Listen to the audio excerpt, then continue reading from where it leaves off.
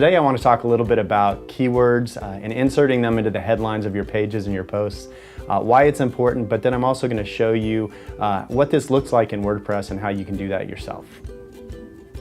One of the most prominent places on a page where we can insert keywords to help boost our efforts at getting organic search rankings is within the headlines of a page. Headlines are a way that we can also format the page to make it a little bit easier to read or scan for a visitor. So instead of seeing that wall of text, they can scan the page and look at the headlines and get a real quick sense of what the page is about without having to read everything unless it intrigues them. So this is a different approach than, say, using bullets, which is another way people kind of try to simplify the content on a page. But what we want to do is edit our headlines and make sure that they're keyword rich.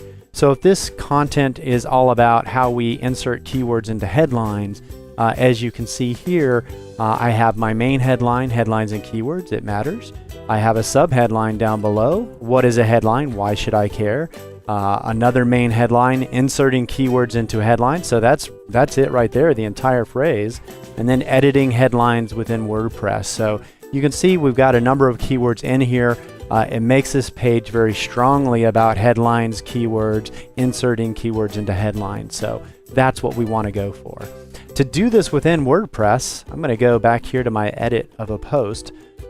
Basically, you can see that we have different types of text formatting. We have our main, which is paragraph formatting. And then when I click on a headline, we get these different headline formats. So you can see heading 1, 2, 3, 4. These typically scale for a website based on prominence. If you think of like a newspaper, heading 1 is the big bold headline at the top of the page. This is what this article is about.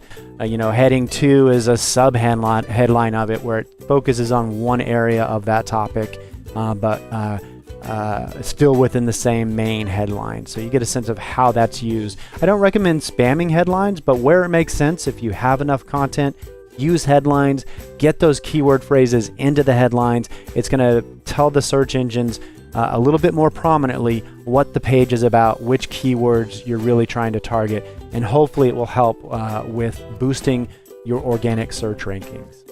Thank you for your time today. I hope you enjoyed the topic. If you have any questions about web marketing or web marketing services, please reach out to Tiny Frog Technologies. We'll be glad to help you.